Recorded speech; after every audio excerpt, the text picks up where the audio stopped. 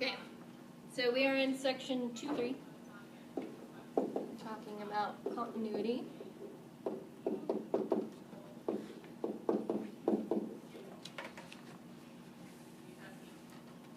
So continuity is one of the things that you would see on the AP test. There won't be a lot of questions about continuity. I would say at most one or two, but one or two questions can be the difference between a 3 and a 4. So it's good to be prepared for everything. So even though like limits, you're not likely to see an actual question that just says find the limit of this. Continuity, you'll probably have some questions asked about continuity. I lost my first page. There it is.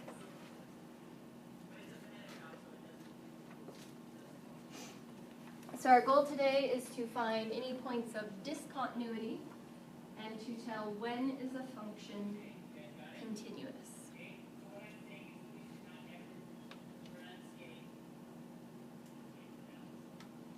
So first we just kind of want to think about the word continuous. What do you think the word continuous is implying mathematically? Specifically about graphs. We're thinking in a graphical sense right now.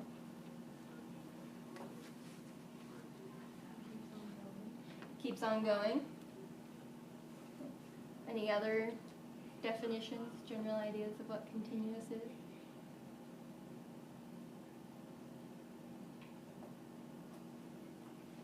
It's really hard asking questions with such a small class. Everyone's afraid. Ones I got last year was drawing without picking up your pencil. It's another graphical way, drawing a graph without having to pick up your pencil.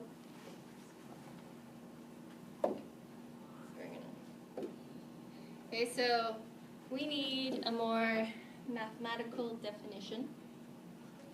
And we have not been able to really mathematically define continuous until we learned about limits. The definition of continuous has to do with being able to compute a limit. So a function f of x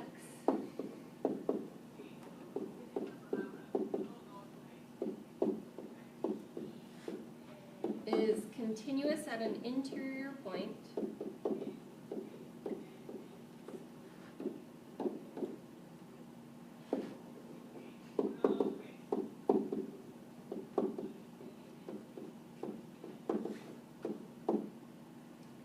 C of its domain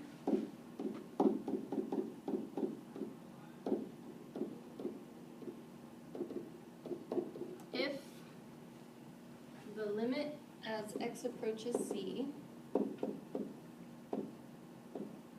of f of x equals f of C.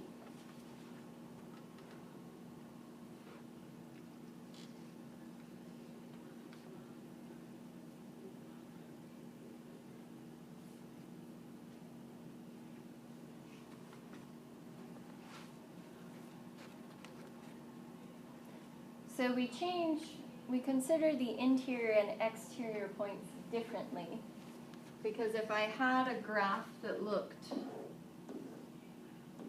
doesn't really matter what it looks like. Let's say we just have a piece of a graph. I can't actually have a full-on limit at an endpoint. Why was that? Why can't we have a limit here at an endpoint? What was the definition for a limit? What had to be happening? Has to get closer on both sides. Has to get closer on both sides, and this only has one side. So that's why we have to consider these differently. So what this is saying is we have a limit, and the limit equals the y value. We use f of c often to represent y value. But sometimes when we see it in this algebraic way, we forget that f of c is just the y value. So that was different from a limit. When we had a limit, we didn't care if it ever reached the y value. But if we're looking at continuity, the limit has to equal the y value in order for it to be continuous inside. The exterior points, we just have to only look at the limit coming from the left or coming from the right. We can't consider the limit overall. So almost the same definition, a function f of x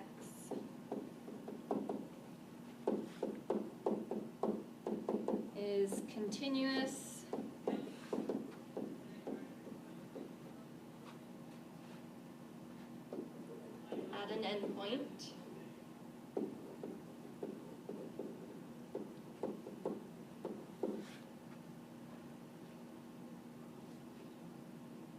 And we're going to call each of these endpoints, we're going to call the left endpoint A, the right endpoint B, so they have names.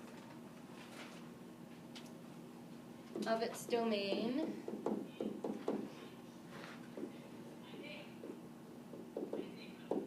if the limit as x approaches A from the right of f of x equals f of A, or the limit as x approaches B from the left of f of x equals f of B. So basically says almost the exact same thing. The limit has to match the y value. That's really what, when it comes down to the need of continuous, the limit actually matches the y value, which has happened sometimes before and sometimes not. But in this case, if we're looking for a function to be continuous, the limit must match the y value. But for the endpoints, we just have to consider a one-sided limit instead of a limit from both sides, because it doesn't have a piece of it. We don't have both sides on the endpoints. We only have one side.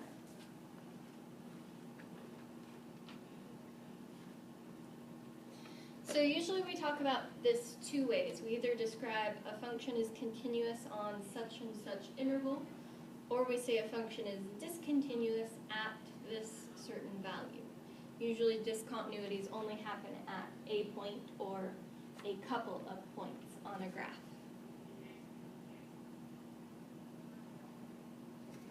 So let's consider this graph. I think we used it when we were looking at limits themselves as well. So we have this piecewise function. We have some discontinuities here at 1 and at 2.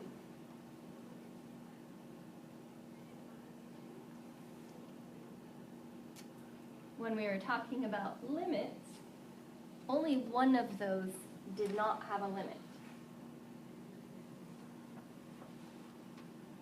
Of the one, x equals 1 and the x equals 2, which of those does not have a limit?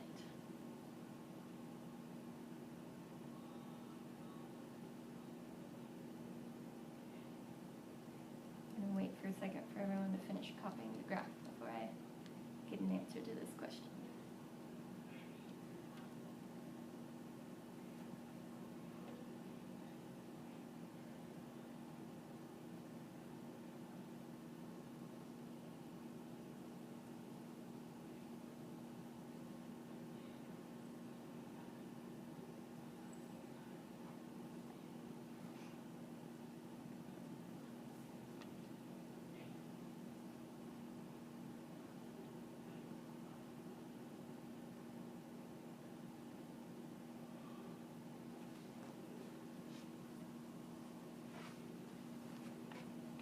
So I'm going to repeat my question now. Which of those values, x equals 1 or x equals 2, does not have a limit? Both of those are discontinuous, but which one doesn't have a limit? Eliana, what do you think? X equals 1. Evelyn, why do you think she picked x equals 1? Yeah. So here at x equals 1, they would have to meet, which I think is what you meant by that statement. They have to meet and have a y value. Whereas at x equals 2, we do meet and hit a y value. So whereas in the past with limits, holes were a problem for us. No, holes were not a problem for us with limits. Opposite of what I meant to say. Holes were not a problem with limits. They are a problem with continuity. So that's our difference between continuous function and limits. With limits, holes are fine. With continuous function, holes are not okay. And even though it is a piecewise function, at 0 and at 4, our limit does match the y value. If there had been a hole there, that would be a problem. but since the limit does match the y value, those two pieces are continuous. Whereas 1 and 2 are not continuous. Could I make 2 continuous? At x equals 2, could I do a very small something to make this function continuous? Emma, what do you think? At x equals 2, what could I do to make this function continuous? You just have to make it so it exists. So, fill in the hole, get rid of that. So it is possible with holes to fill in that hole. We call this what's the math name? I might have to look it up in the book. I don't think I have it written down in my notes. And I don't want to use the wrong name, because you'll see it a lot in, I think they say extended function. I just want to use the same vocabulary. Don't find anything in that section too.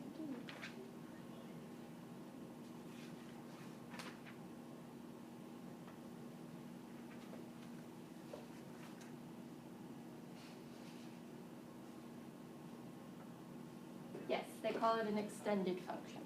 Okay, I just want to make sure I'm using the correct vocabulary. Filling in a hole is called an extended function, and it is possible with some functions, and we'll learn how. We also call it removing a removable discontinuity, because I could actually get rid of it.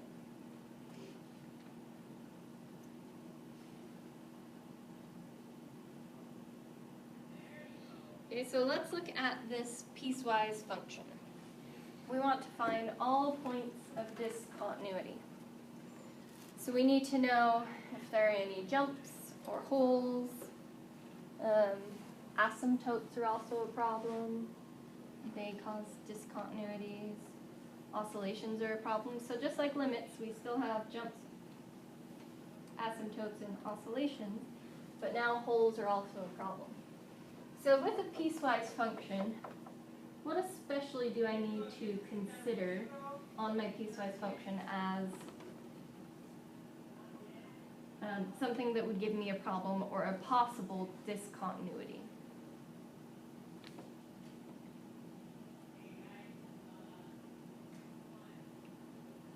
Where could there be a jump or a hole, looking just at the piecewise part, not even at the functions themselves? Melinda, what do you think? I'm thinking between, I think there would be a hole at maybe, let's see, 2. Okay. So you're thinking 2 is a possible value. So at 2, we're between 1 and 3, we're looking at this function. So if I plugged in 2, would 2 give me any difficulties? Would I get any divide by zeros or domain issues? Okay, so let's think of another way. Ben, what do you think? Just looking at the piecewise part. I'm thinking the greater than, if you don't have an equal to, I think that would give you Okay, so that definitely will give you holes if we don't have an equal to. So does this have an equal to where this one doesn't? So that could maybe not have a hole. It doesn't definitely have a hole. Same thing with the 3. We definitely, I'm saying that backward.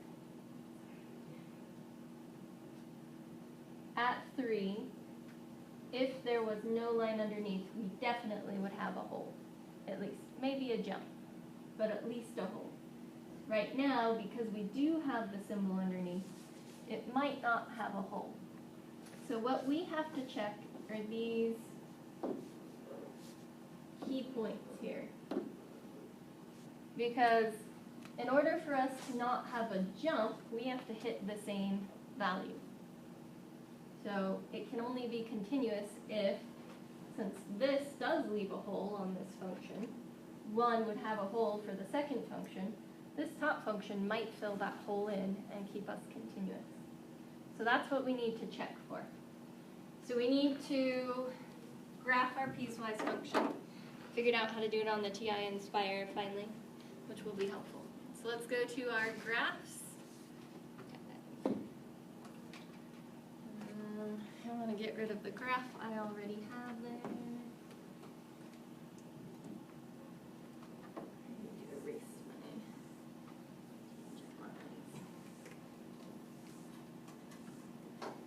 So in order to graph a piecewise function on the Inspire, we need the piecewise button. If you hit, I don't think we have to hit Control, if we just hit this, yes, it gives us some piecewise options.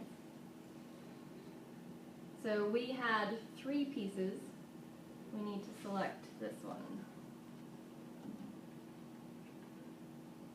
Oh, we can even change it if we want, but we already have 3, so we're going to use 3. And now we can just enter this in. We know the first one was x squared plus 1.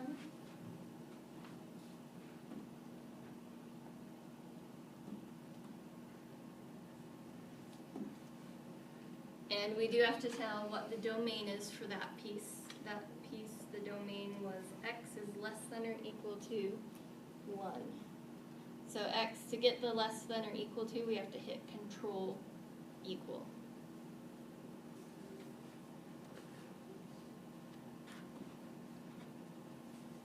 And then we can fill in the rest. The second one was x squared minus 1 over x minus 1.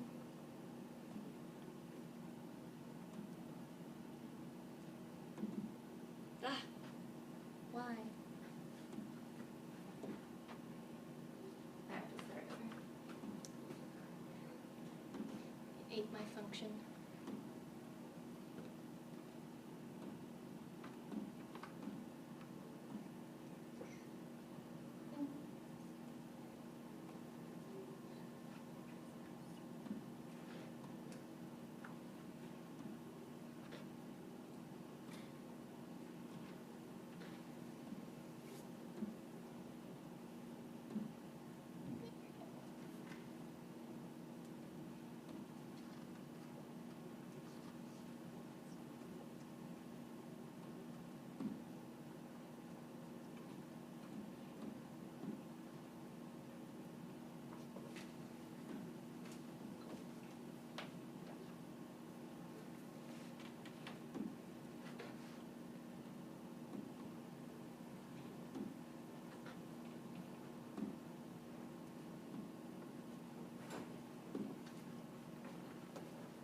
We don't want none.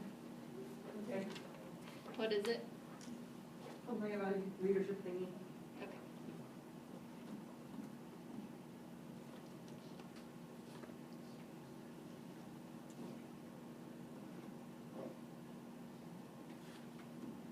Sorry, I think I'm behind you guys since I had to. Hooray! Okay. I think we can get rid of this. I think if we just hit delete, we can definitely move the label around because like mine was kind of getting in the way. But I think we can delete it. Yay! Okay. So it gave us the piecewise. We can see it looks a little bit funny because it looks like nice graph, nice graph, nice graph until we hit 1 and then it has a sharp corner. Then we get to 3 and it has another sharp corner. But looking at our graph, does it look like this will be continuous? Yes. It looks like it will. But usually just looks are not enough. We need some proof. So this was to get an idea of what we were shooting for. We're shooting to prove that this is continuous. It looks like it meets up. It looks like we don't have any holes or jumps or anything like that. But we need proof. So to prove it, I need to check that my y values match. So at 1, I need to check that this y value at 1 matches this y value at 1. That will be a problem. So the first one, if I plug in 1, what do we get? 2. So if I plug in 1 for that first one, that'll be 2. The second one we run into a problem. I can't just plug in 1. But I could take the limit of this second function as we approach 1.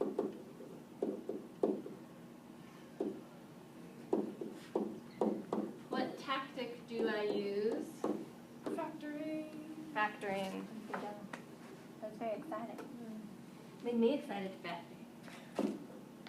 So limit as x approaches 1 of x plus 1, x minus 1.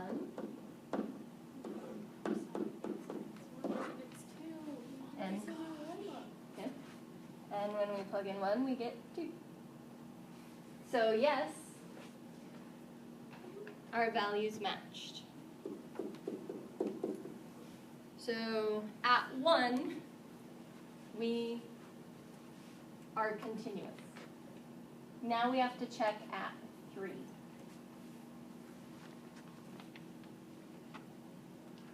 So at 3, I have to check my two functions. 3 squared minus 1 over 3 minus 1. And I have to check 2 times 3 minus 2. We have to check both of these and make sure we're getting the same y values. So we plug it in. 3 squared is 9. So we get 8 over 2, which is 4. Then we check our other one. 2 times 3 is 6.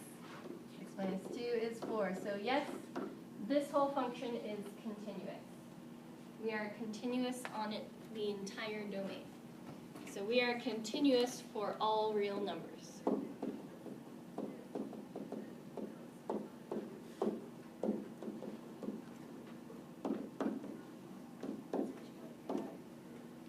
Usually we use interval notation. You could, if you prefer, use, and I also could get the math name for this kind of notation. I know it has a specific math name, but I don't know what that specific math name is. Or, if you know the symbol for all real numbers, anyone know the symbol for all real numbers? Double bar R. Continuous on all real numbers. That's also acceptable.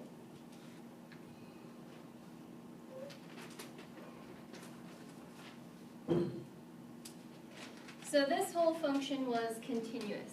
But we do need to also be able to identify types of discontinuities and where we can be discontinuous. So first we need to make sure we know specifically what type of discontinuities there are and what they're going to call them. Does everyone have this before I move on? I don't want to go too fast. Let's see a few people running, so pause for a second.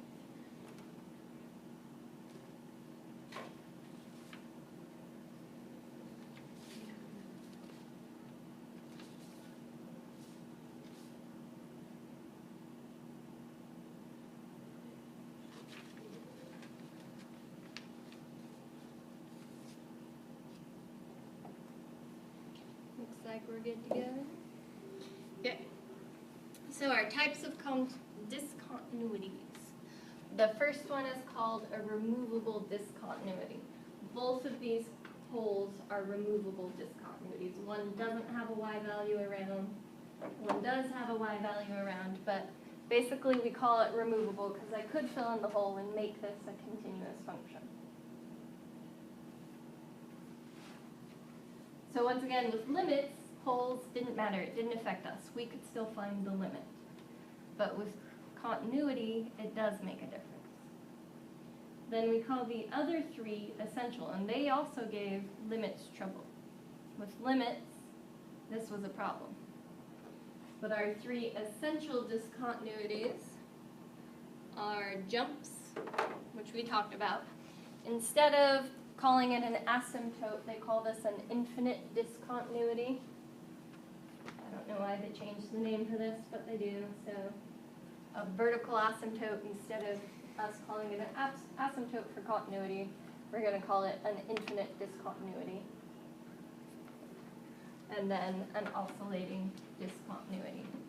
So very similar to our list of things that give limits trouble, that make it so a limit does not exist.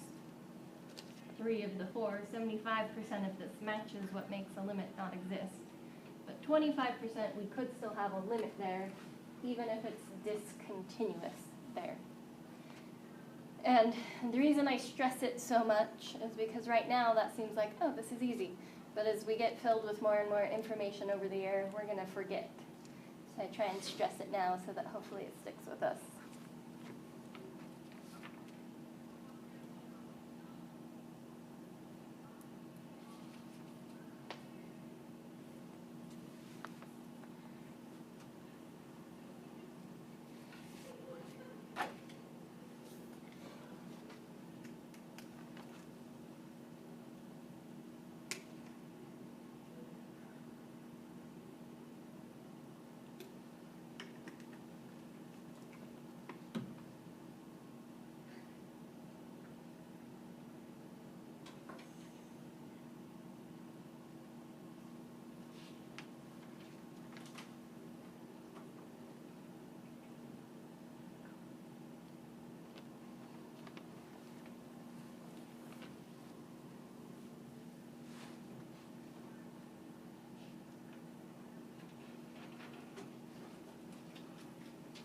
So we're gonna do another example where we check and see where are there discontinuities and we label whether they're removable, whether they're infinite, whether they're jumps, whether they're oscillating discontinuities. We need to be able to identify all the different parts.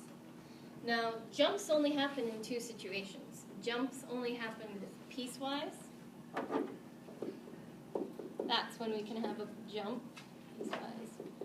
Or if we have absolute value divided by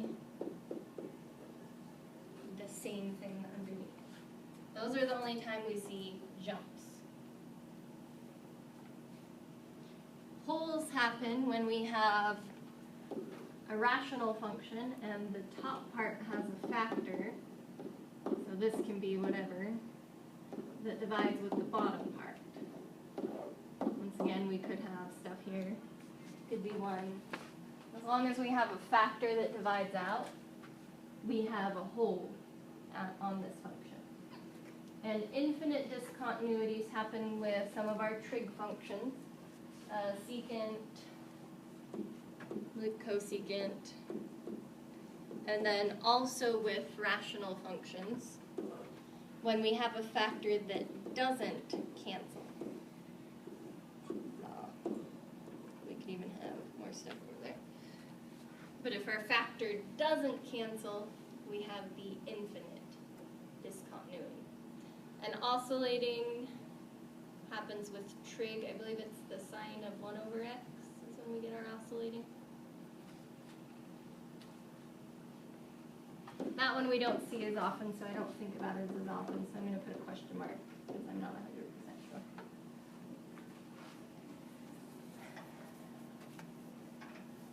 So those are all the situations where these could occur.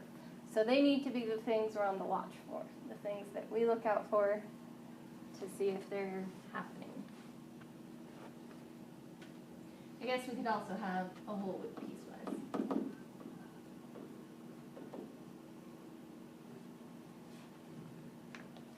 Because they can specify this function is valid everywhere except x equals 1, and then there's a whole with x equals 1.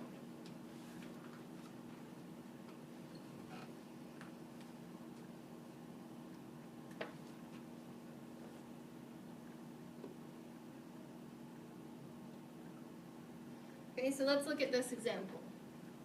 X cubed minus 1 over x squared minus 1. We want to know where are the points of discontinuity and which of them are removable and which are not removable. So we're focusing on the x cubed minus 1 over x squared minus 1. So in order to figure out if there's a discontinuity, we need to know if we have, so we have a rational function, what types of discontinuities came up with a rational function?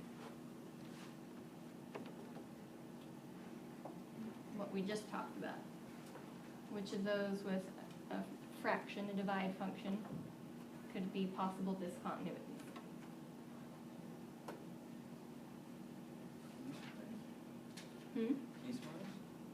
Piecewise.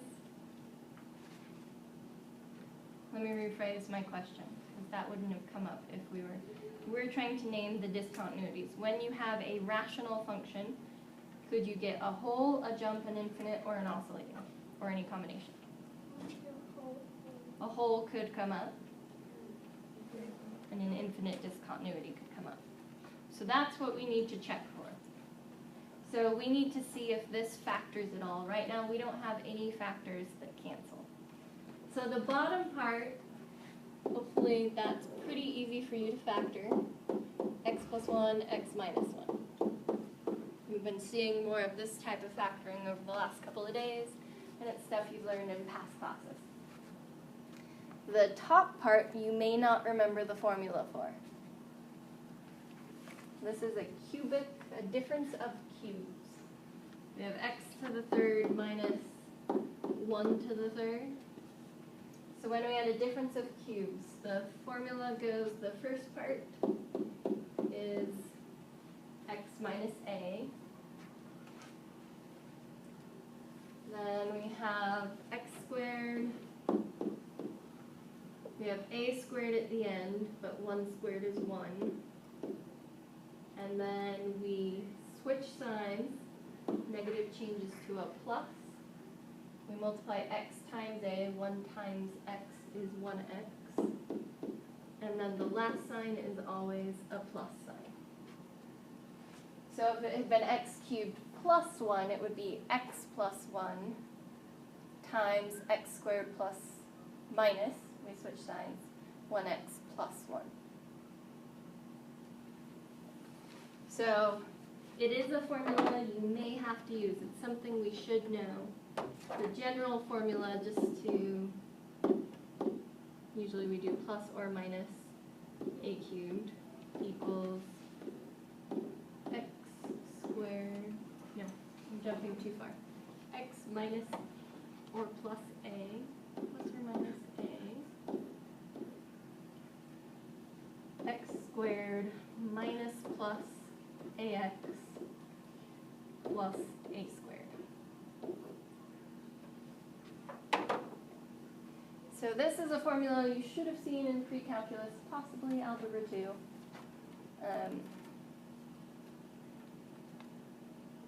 That helps us factor a sum or difference of cubes. And it's something we should be able to utilize.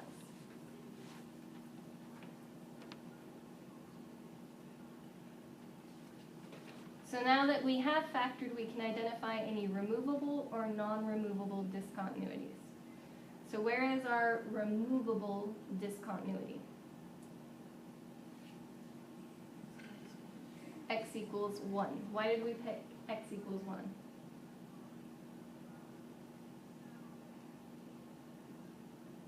You're right. X equals 1 is correct.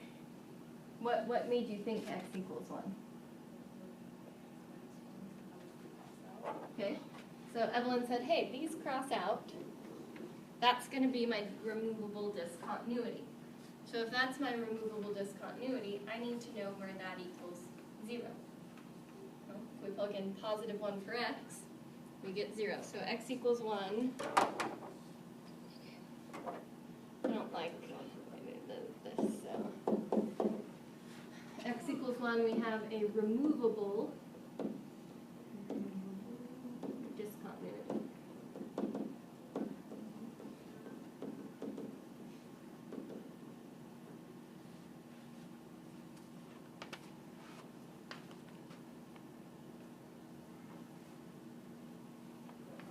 Where is our non-removable discontinuity?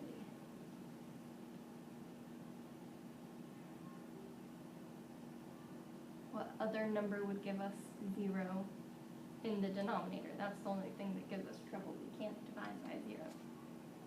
Estefania, what's our other discontinuity?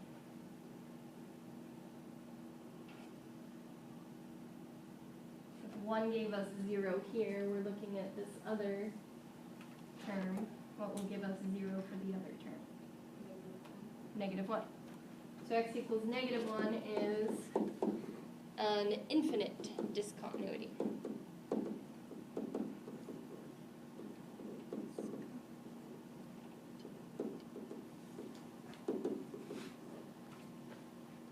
And ignore the rest. So I have it covered up.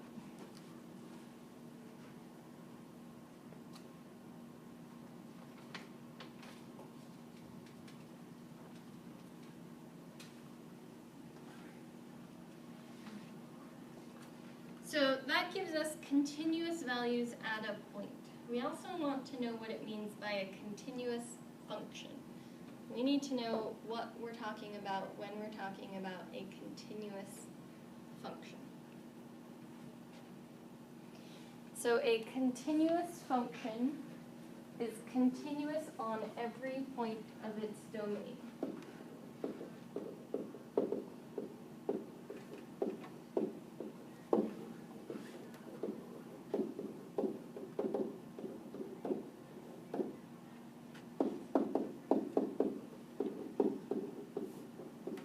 We know lot of functions that are obviously continuous.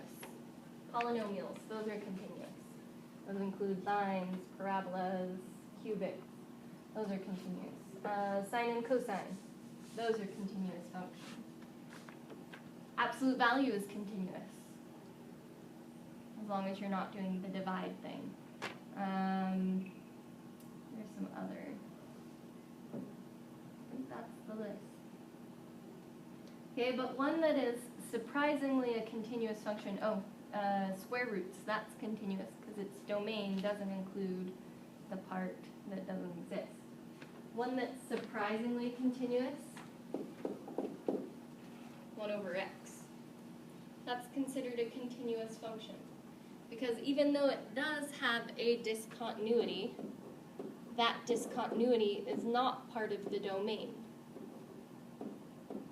So yes, there's a discontinuity at x equals 0, but 0 is not part of the domain. So this is still considered a continuous function. If I just asked you where a discontinuity was, you could still say x equals 0. But if I said we're looking at a continuous function, then 1 over x is considered a continuous function. We love continuous functions in calculus. We love them.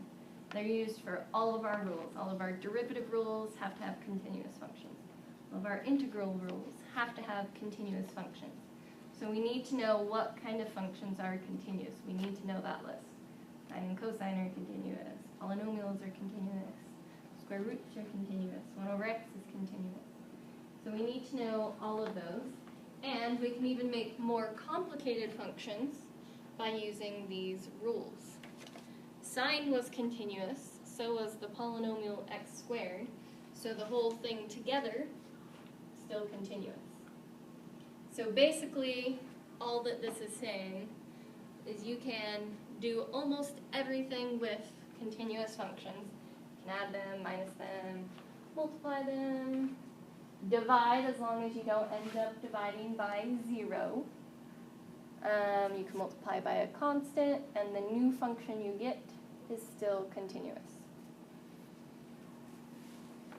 So that's good because we work with a lot of these more complicated functions in calculus, and we need to know which ones are continuous.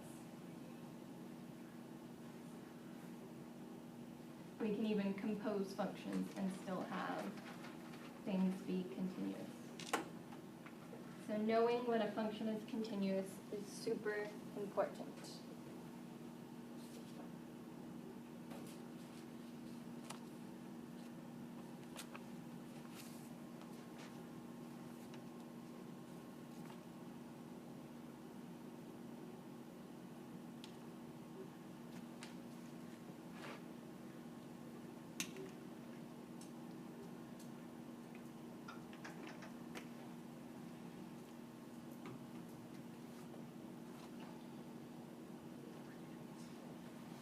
So let's look at one more example, and then it looks like we're going to have 20 or so minutes to work on homework today. It's weird, because last year all my students liked to chat, so I spent a lot of time saying, you have to be quiet, you have to be quiet, you have to be quiet. So we never had time for homework. I think this year I'm going to have the opposite problem, like, speak up, speak up. That means we'll have more time for homework.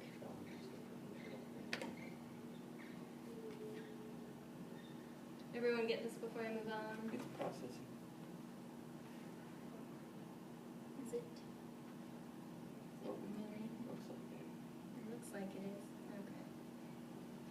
Okay. You broke it.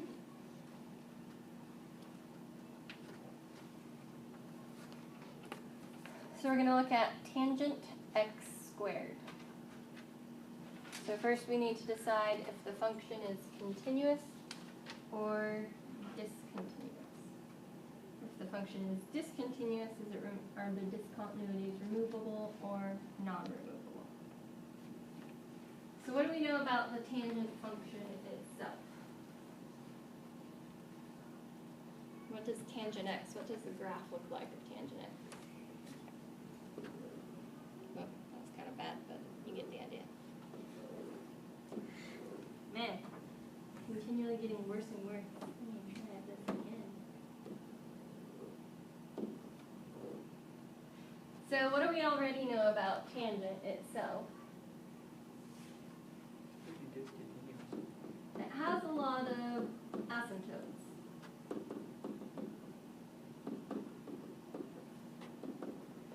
So what do we expect to happen with tangent x squared? Do we expect it to be continuous, or do we expect it to have some discontinuities somewhere? Probably have some discontinuities. So we just have to figure out where. So we could graph it, but we would have to come back to the algebra for it. We want to know, where will this not exist? So we do need to think back to our trig circle. We know, what does tangent equal? Sine divided by cosine.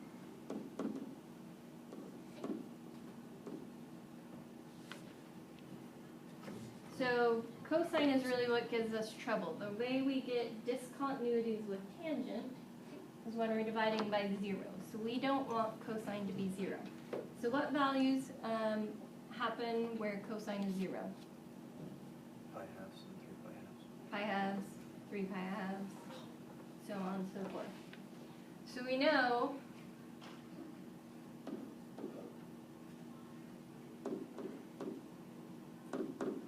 x squared would occur at pi halves. We know it would occur at 3 pi halves. I try using a lot of trig functions because we need to start getting practice with them. But because it had x squared instead of x in the middle, what are we going to have to do to get x alone?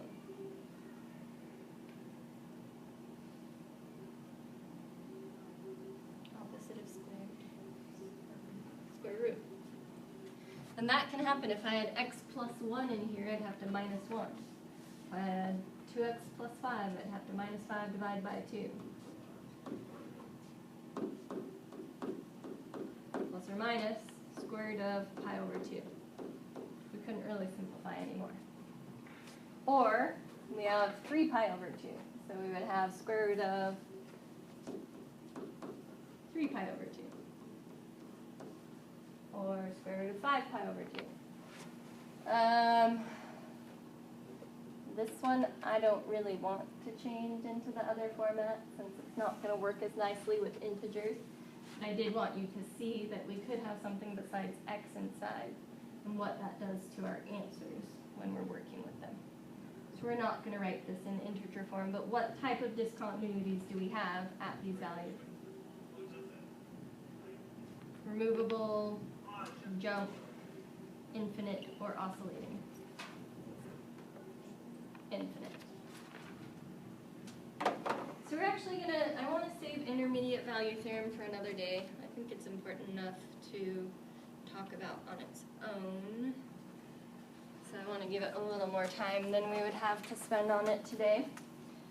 So homework, let me just double check I didn't assign any intermediate value problems with this.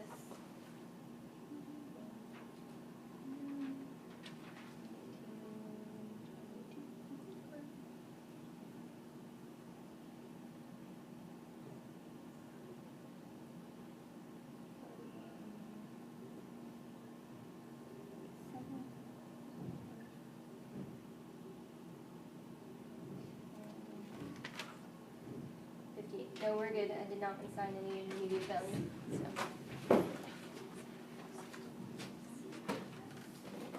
So you can grab calculus books off the shelf.